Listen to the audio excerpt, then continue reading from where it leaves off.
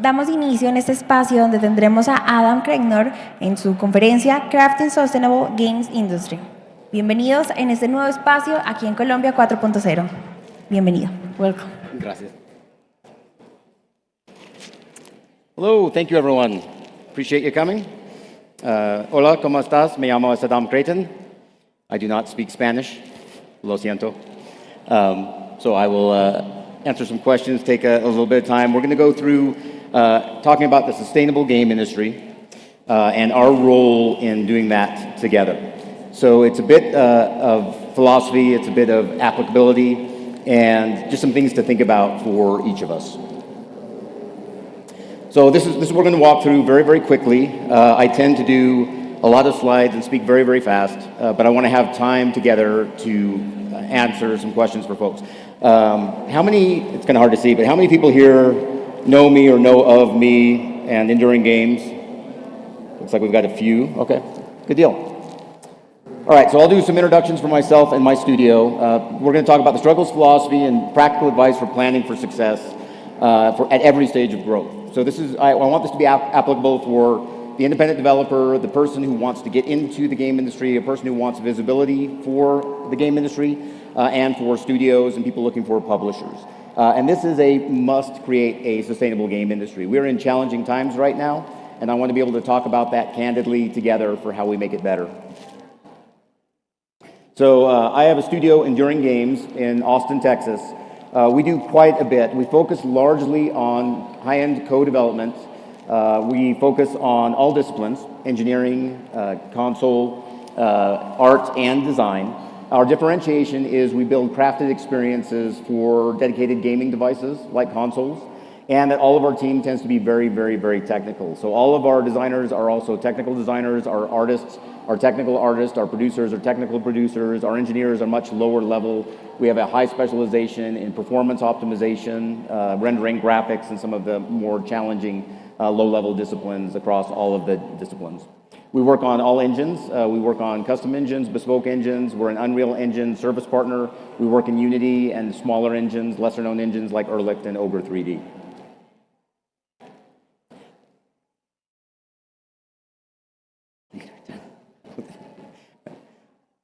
All right, I will slow down a little. Thank you. So our portfolio approach to games and Enduring Games, and I wanted to show this as an example or an archetype for people to consider in the services space. So from a portfolio perspective, we focus on three main areas. We have our partner development, which is our co-development, our specialized services, our retargets of games. We have our digital distribution, which is publishing. And then we have original IP, and that original IP is games. It is also technology that we build to build equity in the studio so that we can do the other parts of our business very, very fast. So on the publishing note, we do publish smaller games. We're looking for smaller games that we help finish, bring to console, recoup our development cost and investment, and then go into revenue share with the developer. On our partnership development, the co-development is the lion's share of what we do. That is most of the work that we do. And we're specialized because in the landscape of service companies, there are thousands of service companies that are more on the resource augmentation side of things. We're on the partner side of things where we come in and solve problems that won't get solved unless we're involved as Enduring Games. On the platform retargets, the ports, we make games special for hardware. We don't do what in America is sometimes called a quick and dirty port, or turning a title very, very quickly at low dollars in order to make money. We want to take care of the title, we want to take care of the platform, and we want to take care of gamers. So we turn down those lower quality or underfunded port efforts. A little bit about my background. I came from outside of games, initially in enterprise software, but have a lot of experience in startups, in government in the US, in large-scale payment systems. I was a worldwide technical director at Visa, and I got into games with Emergent Game Technologies, which is a middleware company making the Gamebryo game engine in the 2000s. I also worked at Disney, so I was able to work on titles like Disney Epic Mickey and a lot of the brands and the acquisitions that Disney did. And then I started Enduring Games 5 years ago, and is easily the most exciting, most challenging, most fun thing I've done in my entire career. And then all throughout, I'm also a professional voice and film actor. So I've been fortunate to be part of a lot of games over the last 18 years. I've worked on 40 plus titles, 20 platforms, and 178 SKUs. And this is not meant to be a bragging sheet. It's meant to show context for a lot of the different things I've had the opportunity to do because of other people that created opportunity for me. These are titles that I've had a big impact on. I don't list titles that were done at a company just because I happened to be there. I don't like those kind of inflated resumes. I like people to know what I worked on and what I did on those projects, and I've been very fortunate to work on these titles. So I want to talk a bit about where the industry is and why. You might have heard that the industry is going through some challenging times, and it is important to be realistic about those challenges, where they are and how we got here. Also, thank you, Casey Green, for this meme that will be with us forever. All right, so why is it this way? What we do is really, really hard. It's that intersection of art and technology, the digital and the visceral, and the thing on the screen and the user interaction. It shouldn't make sense, and it does. We have expertise from so many different disciplines, work styles, archetypes, personalities, and those things come into conflict sometimes, and they need extra work and help to navigate those. We're constantly evolving our art and craft and technology. I'm really excited about real-time rendering and interactive technology because it is moving so fast in unexpected ways. And it's a constantly evolving gaming audience. Our audience, ourselves included, because I hope everyone who makes games is also a gamer, we don't stay liking the same things or playing the same things, or we build skills in playing certain games and then we build on top of those skills. That can create some challenges for accessibility to games as people get into games, and we have to navigate those also. But our audience is getting very, very diverse in its maturity, its complexity, and its consumption of games. And there are so many options, which is a great problem to have. So why is it this way? Why do we have these challenges in the game industry and some of the things that you might be reading in the news or impacted yourself as projects are canceled, or if you have your job impacted? So there are some of the current factors. There's the pandemic and post-pandemic changes, and I'll get into each of these a little bit. There's ballooning complexity and in everything from the complexity of making games to expectations for games to content. And then we have new disruptive technologies coming in, like AI or Bitcoin or NFT or hyper focus on virtual reality or mixed reality. There's a lot of industry growth. At the same time, there's a lot of industry consolidation. That consolidation can be very, very disruptive for the industry and for the availability of jobs or the perception of the availability of jobs. And then there are geopolitical and macroeconomic impacts. We are a global industry, which is very exciting because it creates opportunities for countries like Colombia, which is why I'm here and very excited to explore the opportunities here. It also means when things happen in Russia or the Ukraine or elections in the United States, those have an impact on the rest of the gaming world. And we have to be realistic about what those impacts are and see how we can help each other in the industry and navigate those together. I sometimes describe the game industry as a giant glass globe of the earth. And if one section of that globe cracks, it impacts the integrity of the entire globe. And so it's very important for us to take care of all of these different areas. There's more competition, and that's by way of content or pop culture or subscription services or time that people are willing to spend playing games versus watching streaming video versus being outside and enjoying the outdoors and games. And we have to navigate all of that together as we navigate the discoverability and engagement problems. There have also been some missteps in the industry that we need to take accountability for that have brought us to this place. We knew the pandemic growth in active users would not last. That was not a normal or natural or sustainable thing. And the industry talked quite a bit about needing to adapt after the pandemic consumption tailed a little bit. But some people spent and built games and built teams as if that was always going to be the consumption rate, and it was not. The economics of extremely expensive games just does not work.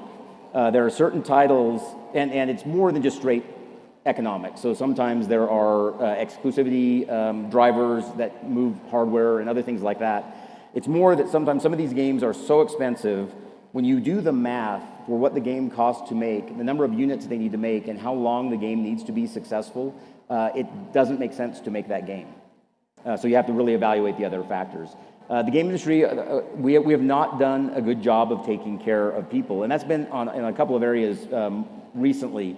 One is during the pandemic boom and people moving remote, there was almost a land rush to grab more and more talent. And people would give candidates whatever title they wanted and salaries that were outside of market that made games more and more and more expensive. Also really disrupted the market, the hiring landscape, and impacted smaller companies who couldn't throw that kind of money around. But it does a disservice to those people. With a bunch of the changes that are happening in the industry, we've been interviewing a lot of people to join Enduring Games.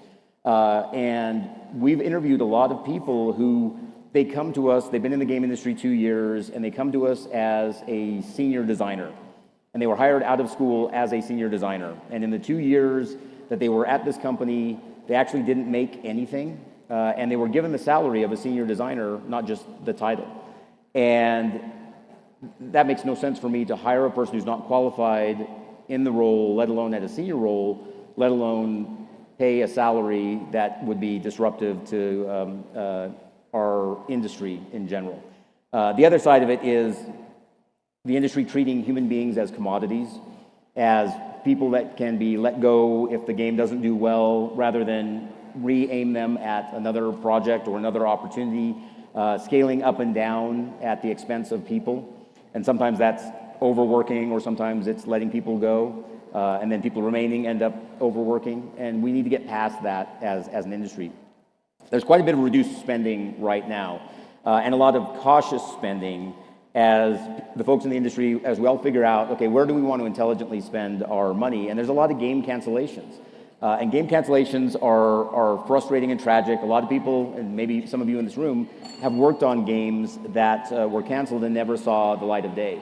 I've interviewed people who have been at 6 or 8 companies through their careers, and just through poor luck have never shipped a game. But they've been in the industry a very, very long time. But because of these cancellations, which are accelerating right now due to the decreased spending and concern about consumer spend, they don't have anything to show for their work. And bad investments. I am approached quite a bit by investors to explain why games are not a bad investment. And games are not a bad investment. Bad investments are bad investments. So investing in technology that is then elevated over the game, which is the vehicle that should express and showcase that technology, is a bad investment. Investing in a studio founded by people that are very high-profile marquee, but have never shipped a game outside of working with a giant company that had all of the infrastructure support that took care of all of their needs, and they're not even able to do things like deploy a development kit, that's a bad investment. So games are still very good investments. Bad investments are bad investments, and I have a whole separate talk about investments. Other mistakes we've made. Not learning from other industries. We're not the only ones going through this struggle right now in the games industry. The technology sector is very impacted. Even non-technology industries are impacted with geopolitical and macroeconomic impacts. But we don't learn from things that have happened before. What we're going through now is very similar to the film studio implosion of the 1960s. And yes, that feels very, very, very far away. But some of the exact same things that happened there, we are doing again. And it's very frustrating to look at history and not learn from it. Over-specialization is a very, very bad thing. We have engineers that are AI pathing engineers for open world games in Unreal Engine 4, right? And that is their hyper-specialization. And when that project goes away, and they don't have generalized skills beyond that, they have struggles finding other roles if they haven't kept themselves current over time. And that's an individual problem, because we're all accountable for keeping our skills moving forward, and a management problem in not taking care of our folks and treating again, as a commodity, treating people as if, okay, you are the tool that does this one thing. So as long as I have this one thing I need you to do, you're fine. But when that one thing goes away, then you're not fine. Keeping skills current. The industry moves so fast. And we need to stay on the latest of general rendering and technology happenings to artificial intelligence and machine learning, and then there's the generative side of things, which I'm not going to go into a bunch. But there's a lot happening in our space as we have this intersection of technology and art. We need to do a better job of acknowledging the outliers. There is one Fortnite, there's one Black Myth Wukong, there is one Rocket League. But a lot of people want to be, like we're going to be the next Destiny or the next Fortnite or whatever. And we need to do more unique titles and acknowledge where there are pieces that are not replicatable so that we don't make mistakes in investments that then have to be shut down at the expense of people's livelihood and professional careers. So we try to predict the future, which is one of my frustrations in the game industry. When I was getting ready for this talk and the series of talks I'm doing now through the end of the year, I asked publicly for some ideas from colleagues for what kind of things would you like to see me talk about at these events. And one of my friends had suggested this, and I'm exaggerating it a bit because his intent was good, but I want to make a point. So he said, leading in the game industry, driving innovation through people, technology, and market foresight, building a competitive advantage by empowering teams, investing in tech, and anticipating player trends. It's mostly okay. What I have issue with is this underlying message that we push with ourselves and each other about market foresight and anticipating player trends, when it really is about looking at the market realities and considering player needs. And that's a very, very big difference. Now, we don't want to stick our heads in the sand and not watch what's happening, and it does tie into what's happening with future technology. But this idea of predicting what the next big hits will be or where players will be spending all of their time has just consistently been wrong, and it's been one of the common elements of some of these investments that have not done well for investors and for publishers. So where's the industry going? So I've brought us down, so now let's talk about where we're going, hopefully. So we've got, oh, here we go. All right. So you might have seen this chart that came out a few weeks ago, and it's just showing games that have been coming out year by year on Steam. So it's a data point. It's something to think about. But it is a really interesting data point because it's only one distribution mechanism, and it is just the explosion of games released over time. And it's not just about the games released per year. It's not just about the 14,000 games released in 2024 by October. It's about the games that it's stacking on top of throughout history. I still play games from when Steam launched. And that's the competition that's growing all the time. And the same is happening on mobile, it's happening on console. So there's this proliferation of games, which is very exciting. It's a huge opportunity to create content and be involved in this content. It's also a challenge for the discoverability side of things. So there's going to be more growth, more complexity, and more nuance to understanding how we can keep pace with the industry and be a part of driving it to a healthy place. So more content, there's going to be much more scrutiny on large-scale projects. There have been very high-profile projects that are extremely expensive that have been either canceled or rescoped or shelved and will be reevaluated later. And that's going to happen more and more, where people are doing the math for titles, especially titles that are very, very delayed or have extremely expensive contribution by way of hard and fixed costs, but also personnel and salaries. There's an expectation to do more with less. This is something that you will hear quite a bit, where people are looking for smaller teams to do bigger things. Technology is enabling that in a very exciting way. There is a passion and an opportunity for craftspeople to build these new experiences over time, being very wise and smart and diligent, but still passionate about making a game that people care about. More disruption from technology. We've got a lot more coming, and fundamental changes in how assets are created. When we look at incoming technologies, not just ray tracing, but moving to path tracing, the asset pipeline will change over time in a very, very big way. And so we need to stay ahead of that as professionals, know where those changes are coming, and keep our skills up to date. This will create a lot more opportunities for individuals and small teams. There's a large realization within the game industry that no matter how big or small we are, we need other people to help us accomplish the things we're accomplishing. And some of that's done by way of hiring and growing. Some of it is with co-development partnerships. Some of it is with outsourcing relationships. Some of it is with independent contractors. But it creates an opportunity for people who normally didn't have a seat at the table for some of these larger titles to contribute to them, which is really exciting for us. All right, so there's going to be a lot of growth in the PC handheld market, and we'll see how that goes. It's neat to see Steam Deck validate a market, and then MSI and Lenovo and everyone else move into that market space and really create these devices that are, for me, really fun. It's fun to be able to take my AAA PC games to my small indie titles on the go, and I did coming to Columbia because I can't stop gaming.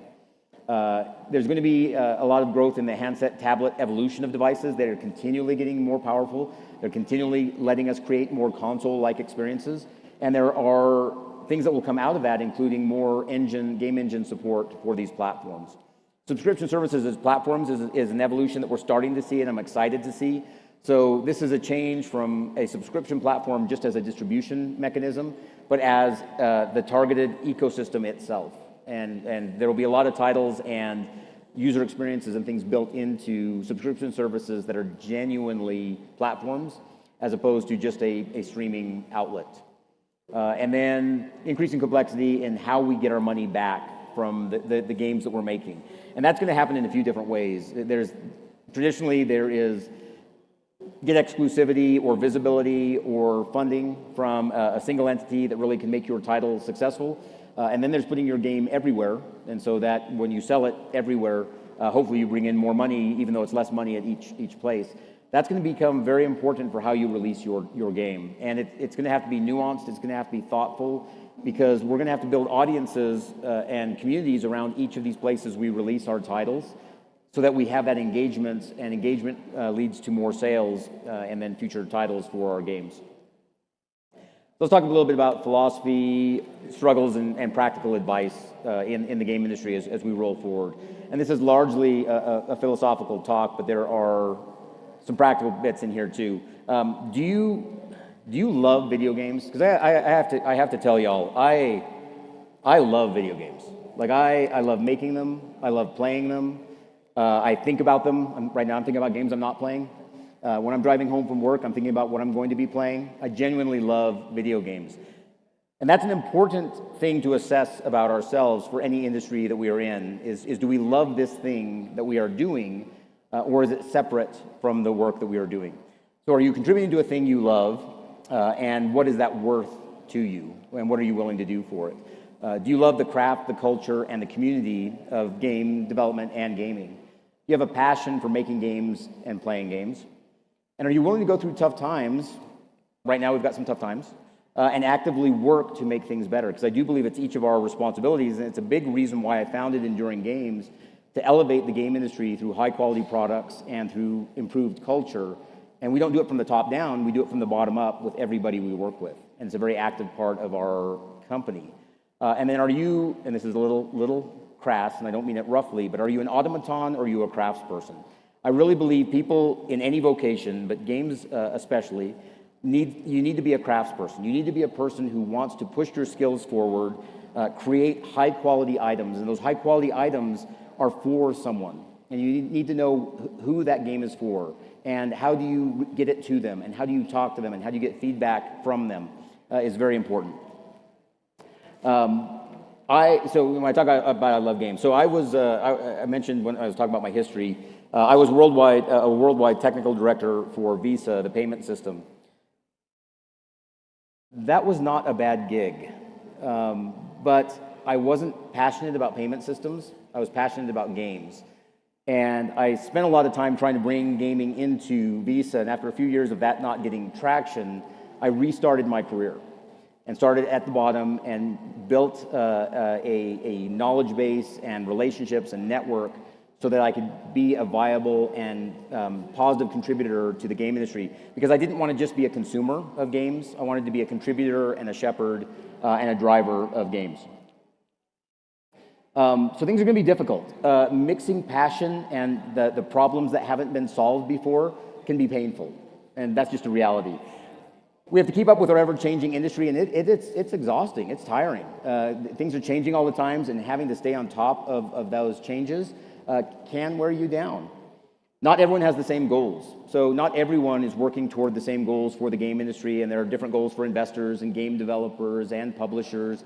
And people are people, so we all have our individual agendas and targets and things that we're going for. People are messy. Working with people, I love people. But people are super messy, and we have to work with people. If all of us could make the next award-winning blockbuster game by ourselves, we'd have a bajillion games, but it takes a lot of people with different skill sets to build these games. And things outside of games affect games, like geopolitical happenings, economic impacts, and we can't predict the future. It would be great if we could. If we could, and we could say what the next big hit was, we would all be in different careers, honestly. All right. Okay, so one of the things my dad told me when I was really, really young, when I was going through some stuff, he said, this world will beat you down, but only if you let it, because there's personal choice in that. And then the Tragically Hip said similar when they said it's a good life if you don't weaken. It's a challenging space. Life is life. We have all sorts of things that happen, not just in the game industry, but family happenings and moving through the calendar and everything else. But there's a lot there if we really go after it for things that we like. So this background slide that I mentioned before, one of the things that I don't normally put on the slide, I've been unemployed 5 times. None of those were my choice, like at all. So I'm very sympathetic and empathetic to impacts to people. And a lot of these were for doing things that I knew needed to be done and standing up against things that I knew should not be done. So there's a cost to really pushing ourselves forward as professionals and craftspeople, but I don't regret any of those. I mean, at the time, it wasn't fun at all, but that's just to give some context. But and speaking of that, so I'm a huge Captain America fan. There will always be a Captain America slide in my talks. But when you're standing up for an industry that you care about and people you care about, you really have to decide what the things are that are important to you and how you're going to be that rock or that stand-in to take care of people who are not being taken care of, and an industry that is struggling a bit as we take care of each other to raise it together. All right, so some practical advice. Always know state of the art. It is super important, whatever your discipline is when you are in games, to make sure that you know what is the latest and greatest. If you're an Unreal Engine developer, it's really important that you are constantly looking at what the public roadmap is. You need to know what is coming down the pipe and what you might need to build before it's available. If you're a bespoke engine programmer, you want to make sure that you are understanding new innovations in rendering and graphics and performance and behavior trees and graphs. Constantly push your craft forward. It's very important to always stay state of the art as an individual contributor. Because one of the challenges we've seen in the game industry is the game industry has now been around for a while, which is really fun because we have exciting people that we get to work with that have been making games for decades. On the other side, I interview and I talk to a lot of people who have been in the games industry a very long time, but they have not evolved. They have not grown their skills. They are still doing the same kind of PC development from 20 years ago, and they're not viable fits for a company like mine that is doing state-of-the-art development for consoles, and they just haven't kept themselves forward. And other people are. So your competition is all of the people around you who are staying current with the latest and greatest. Be a strong and deep generalist and specialize in a few areas. One of the, I mentioned earlier, the AI pathing engineer for Unreal 4 open world game only. The broader and deeper you are as a generalist with areas of specialization, the more you're able to contribute for yourself, for the game industry, for your company, but it also gives you more opportunities if things that are unexpected happen. If if a company goes away or a publisher pulls its funding or you're laid off, the more diverse you are and the deeper you are with your skill sets, the safer you are in the industry. All of the people that I bring into my studios, Enduring Games being the latest, I really push people to be broad and deep generalists, no matter whether it's engineering or art or design or whatever else. I've got a technical artist, our technical art director. He's a very strong and deep technical art generalist across everything. He's got specialization in Houdini and lighting, technical lighting in particular, and asset pipelines. I've got an engineer who is a generalist, but he also is very, very deep in optimization, performance improvement, and graphics rendering, and then platform specialization, like for the Nintendo Switch system. The broader and deeper you are, the more you can do, the more you understand where your work fits in to the work of people around you, and the more insulation you have as things change. You do have to do the work. It's a lot of work. Staying on top of things and knowing the state of the art and growing our craft forward, especially if you're in a role where you have a very narrow set of responsibilities and skills that you have to leverage. There's work you have to do to grow outside of that if your company's not able to accommodate pushing you forward for those skills. I interviewed a production candidate several weeks ago who was at a very large-scale company for the last 7 years, and he has a very narrow production responsibility of the animation team and wasn't looking at anything outside of that. And it was an Unreal 5 project, and he didn't do anything with Unreal 5. He had been issued and a development kit set up for him on his desk. He did nothing with the development kit, which a lot of people would really love the opportunity to work with development kits. And he came in and he wasn't a match because he had been very, very narrow and hadn't grown himself outside of his narrow responsibilities for 7 years and just wasn't ready to move on to other things. And I gave him a series of things that he needed to look at before we talked again. And so then I talked to him a few weeks later, and he had done none of those things. He hadn't looked at anything for growing those skills. It's hard, but we've really got to do the work. Now, there are extenuating circumstances. There can be life events or just the exhaustion of applying to tons and tons of different companies. But it is important to do that extra work. Build your fundamentals, stay on the leading edge, but don't chase the new shiny. And what I mean by that is, for all of your disciplines, there are base skills that are going to translate no matter what the technology is, what the game is, what the genre is, or what the platform is. One of the things that we're seeing coming out of university is we're seeing some, and I'll use design as an example. We'll have some very capable designers come out of a specialized game program, and they can build a game. They cannot craft an experience. They do not have the fundamentals of human behavior, human psychology, visceral attachment, and some of the underlying parts, or even some of the build standards or other things that come out that help you build a game in a pipeline with a team. Staying on the leading edge means things like knowing what's coming for rendering techniques or machine learning on NVIDIA GPUs or things like that. It doesn't mean chasing the new shiny. Investors do that a lot. There's the new hot technology. They'll invest in that at the expense of the vehicle that should actually be showing that technology, and it doesn't go well for anyone. And then I accept people. This is one of my common things.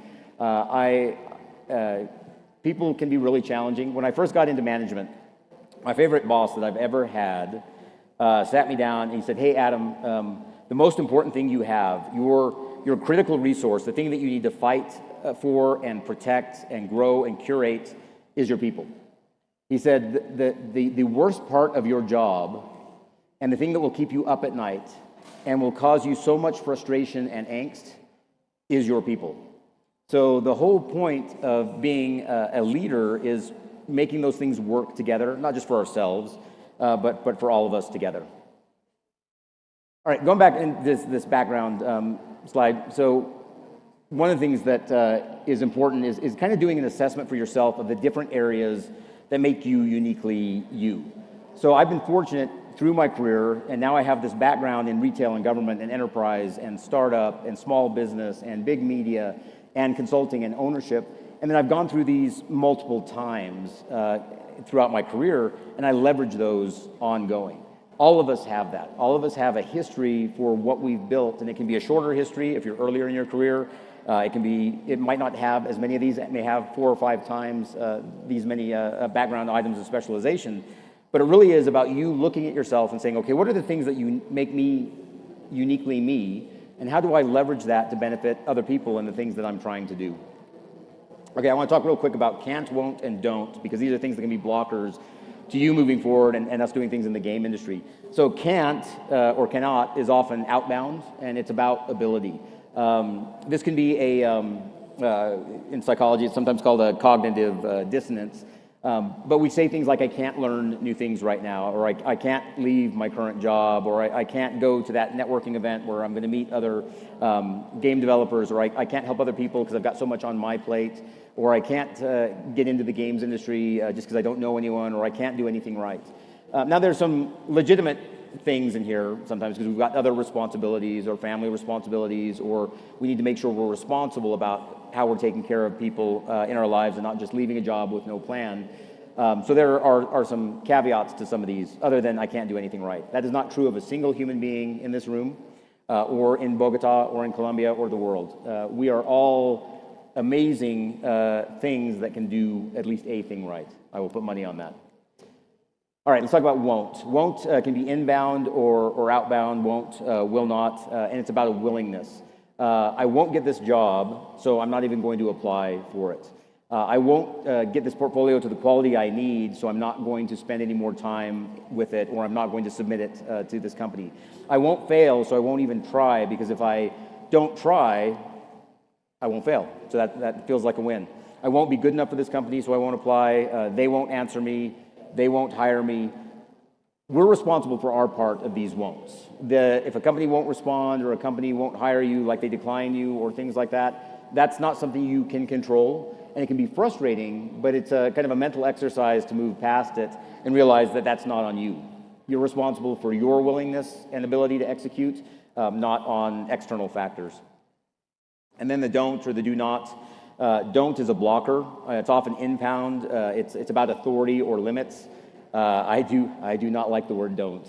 The way I'm wired, if someone says don't to me, it might be legitimate, but my first reaction is, I will do that. So I know that about myself. So things like don't try something new, because it can be very scary. Don't go outside the family business. Don't get involved in video games. Don't rock the boat. If you see something that you know you should probably raise, don't do anything that draws attention. Just stay in your lane and do the work that you were hired for. Don't do more than you've been asked to do. We've got other people who can do that design work, and you don't need to learn that stuff. I do not like don'ts. And when you hear that word or equivalents, I really encourage you to kind of look at, okay, what's my responsibility as an individual to react to that? Is that a legitimate curbing of authority or limiting, or is it something that I should do something else with? All right. Dun, dun, dun, dun. Act big.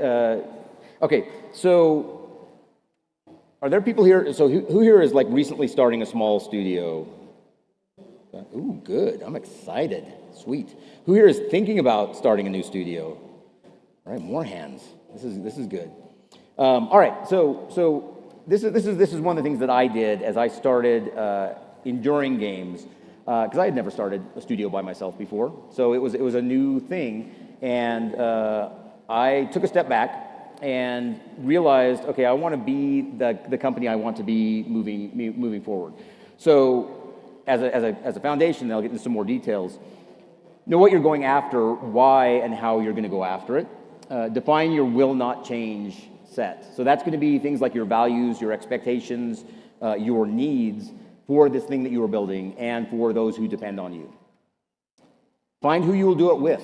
We do not do things alone. It's going to take other people to build a studio and to make a game and to get it to the world and to talk to gamers and get their reaction and build an execution checklist. When I started Enduring Games, I Googled how to start a company and built a list of things that made sense in a priority that made sense with a separate list of things I wasn't sure about.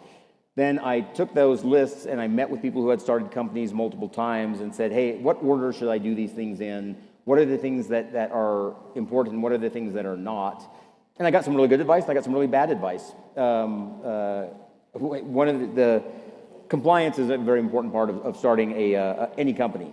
And there was one compliance item that I'm like, I don't know how to do this particular thing. And one of my mentors said, technically you're supposed to do it. But if you don't do it and you're small, the fine is like really small, so who cares? But if you're supposed to do it, and it's the right thing to do, I think I'm going to go ahead and do it. And then be adaptable, because things will change as you kind of get into the process. And on that planning for success, not failure, like if you're building a studio, or you're building a game, or you're getting into independent development, are you doing this thing to fail? The answer is probably no. So you're doing it for success. So find out what someone needs when you're talking to people, and honestly assess where you could be the solution for them and how you could help them, as opposed to maybe going to someone saying, I really want to be on your platform, and this is why it's important. Like, do you understand what's important to them for their platform, what they're looking for in their portfolio, where you could be a solve for them? Go after things you can do even if they are challenging. At Enduring Games, one of the phrases I use a lot is we do projects that are on the ragged edge of doability. We look at titles, we do very, very deep technical assessments, and we pick things that can be done, but just barely. And it's going to take an expert team to do those kind of projects. Those things stretch us, they grow our skills, and then the next harder thing we do is levels above the previous harder thing. I really encourage you from a tactical and application perspective to do the things that you would do when you were a big company. When you're starting out, it can be easy to ignore some of the smaller things like creating email aliases for inbound, outbound jobs or business development or any of those kind of things. But those are opportunities to create the understanding and the expectation with people you're communicating with that you are an actual company, right? It's not just a person who responds from their email for incoming job request or business development or the pizza got delivered or whatever else. And then you can grow those over time where you add more people to those aliases as your studio grows, and it's still that same interface and that same communication with people who are talking to your company. And then the legal and the payroll side, and I really encourage people to spend a lot of time, thoughtful time about things like copyright or trademark, logos and press kits, because again, that shows people around you that you're serious about what you're building and who you're building it for. I have a disagreement with a friend of mine who is big in the startup scene in Austin and in Silicon Valley in the United States. And he says startups are not small businesses because startups, you don't want to waste any time with trademarks or find out if the logo is cleared or any of that kind of thing, because you don't want to do that until you find out your startup is successful. I think a startup has to be a small business. And if you run it as a small business, you won't have a 1 in 14 success. You'll have a 1 in, hopefully 1, but might be 1 to 1 to 3. So the Enduring Games staff have contributed to so many games over the years. One of the things that I do at our studio is I log all of the games that my current staff have worked on, the games, the technology that was used, where they were employed, who the developer was, who the publisher was, because people make games. Companies don't make games, people do. And I'm able then to create opportunities for people, or even if I get a resume and say, oh, this person worked at this company, so did you at the same time, do you have an opinion, should we bring this person in? But it's really also a celebration of the things that we've done and then building on those skills. Because we are one of those industries that we get to work with our giants and we get to stand on their shoulders and grow it even more, which is really exciting. So I'll leave you with this kind of final idea. It really is about the relationships that we build as we build a sustainable game industry. Really look at what your values are, and those can be a little bit different per person, and there are some absolutes that aren't.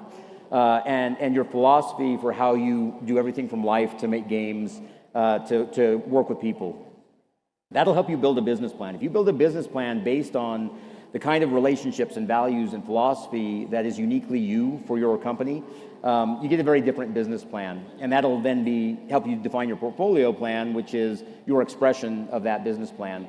And that'll also define the people you hire and the partnerships that you create over time. Those all feed into the culture. A quick thing on culture. Define the culture you want, fight for that culture. I work with some people in the industry who say the culture you get is the culture you get, and it's fine. That is not fine. It will not go well for anyone. So really fight for that positive culture, and that'll lead to your commercial success. And all these things tie into each other. Your commercial success impacts your partnerships and your business plan. Your business plan impacts your partnerships, the people you hire. What isn't impacted by this, so commercial success should not change or define your values or your relationships. That's really not what that's about, or your philosophy. Commercial success doesn't change and then create new values. That would be a problem. Thank you very much. I'm Adam Creighton. This is how you can reach me. Those are my Linktree contacts, both for Enduring Games and for myself. I think we have a few minutes for questions. Not sure if there's a microphone or if we're out of time.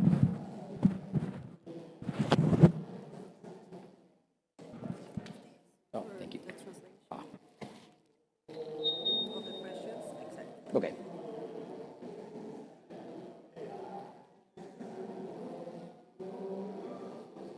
Hey, I'm from Austin as well. So great to see a fellow Austinite up here. I have other businesses. I'm getting into the business developing studio, and I have several game concepts right now, but I'm considering building a team and then having them work for other projects in order to generate revenue to focus on those concepts. What would be the most effective way to achieve both goals, monetize our team, but also get some progress towards our work? Yeah, I think part of that is the services model. Oh, we all right? Part of it is I'll take this off for a second, because that is giving me an earache. So part of it is the services model, where you can have team members work on external projects. And the way you do that is pretty varied, because you can do it on a per-person basis. If you do it where you're sending people to other studios or other projects and they're not incorporated as part of your team, it makes it slower to build your team, both from a cultural perspective, but also from a logistics perspective. So I would be cautious about that. We do a model that's a full-time equivalent model, an FTE model, and what that is when we do work, that project might take 5 full-time equivalents. But those are containers for people and skills. So I might pull time, 25 to 75% of people's time, to fill those 5 FTEs. So it might be 5 full-time equivalents, but it's 18 people contributing to that work.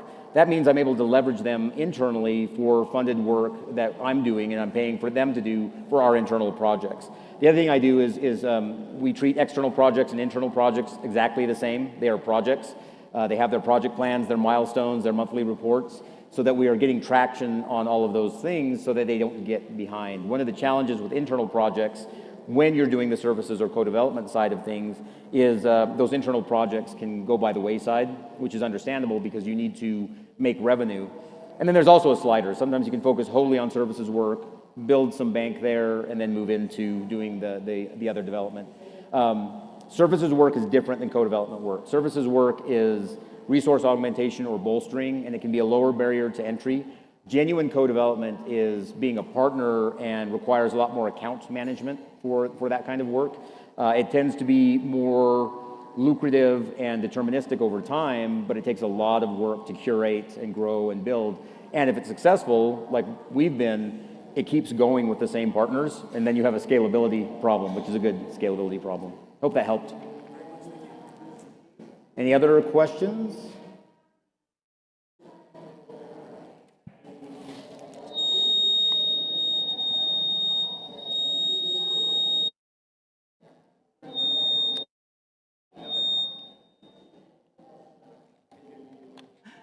All right, so the question I have is, well, I see you have a lot of experience in the industry, but what I'm curious about is, how do you exactly start? Because I see, what I see is, what would be the first things that you should take in account? Because, all right, I'm going to say it right now.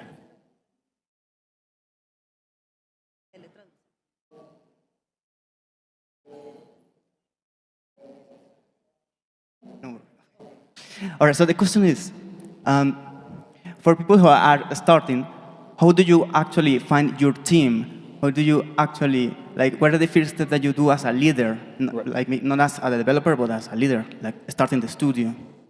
Yeah, it's going to be a little different for everyone. For me, I am a people person, and so I go to every networking event I can, and I meet people, and I find out what is important to them, what they really care about, and see where those values and that philosophy and that passion might line up with the work that I'm doing.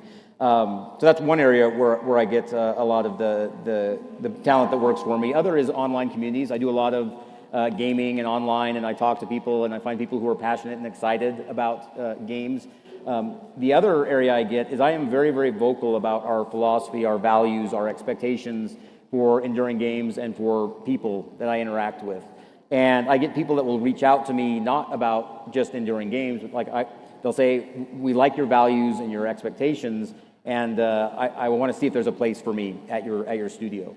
So those are a couple of areas where I look. The other is, and networking events are really good ones, but I also just talk to lots of other studios. And by staying in touch with other studios, I can help them as they grow or shrink or have people available, or they're a fully remote studio and they've got an employee who really wants to be only in office, because we're an only in office physical studio in Austin because we work on console and future technology and IP and things like that. And so we'll make introductions to each other to find these additional people.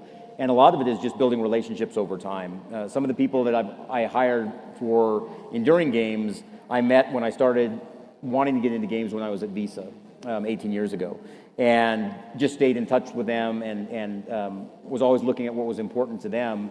And when it made sense, then we worked together. So it's a little nuanced, but my favorite is the networking events and talking to people. I met a lot of people this week already where people just recognize me and flag me down, and I've never met them before, but now I get to talk to a music composer and an audio implement and a back-end engineer, and it's been pretty fun. Thank you. Yeah, you bet.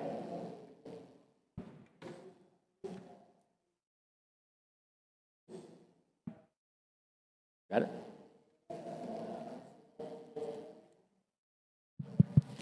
Hey. Hey. In English, no All worries. right. With all these years that you have of experience working in the industry, yes, you commit a lot of mistakes and a lot of things happen, right? Yep. What will be one of those things that you said, okay, now that I have this experience, I'm gonna take this way because I know that is the best way to achieve my goals or something. Thank you. Yeah. So that's a really good question. I have like so many answers in my head right now because we learn more from our mistakes than we do our successes. And I've made so many mistakes, so I should be brilliant, but I've even messed that up. So I'll have to figure that out. That's going to be something I'm going to think about. One of the big ones I realized was not compromising what makes me uniquely me. So, for example, I'm a people person who really cares about growing people, and I believe that people can have base skills, aptitude to learn more, and teachability. And as long as they have teachability, I can do a lot, even if they don't have base skills. When I first started Enduring Games, I got into my head a bit about, and like I said, I generated a checklist and said, hey, build a business plan. So I built a business plan. And then I was at E3 before I launched Enduring Games and was talking to a platform partner friend of mine. And he said, hey, Adam, what do you uniquely do?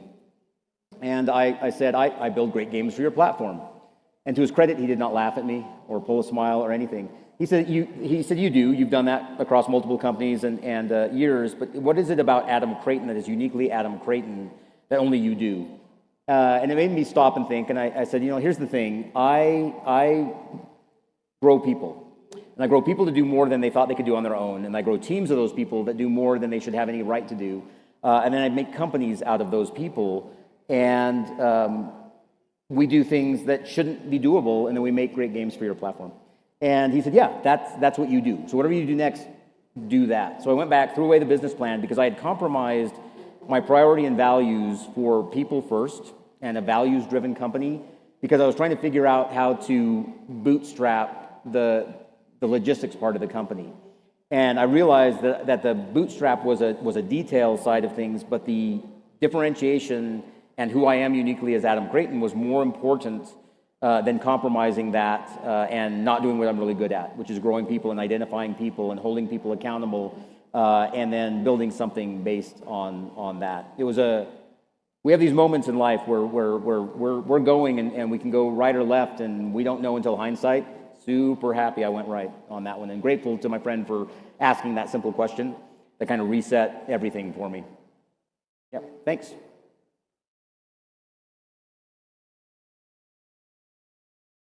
All right. Good. Awesome. Thank you all.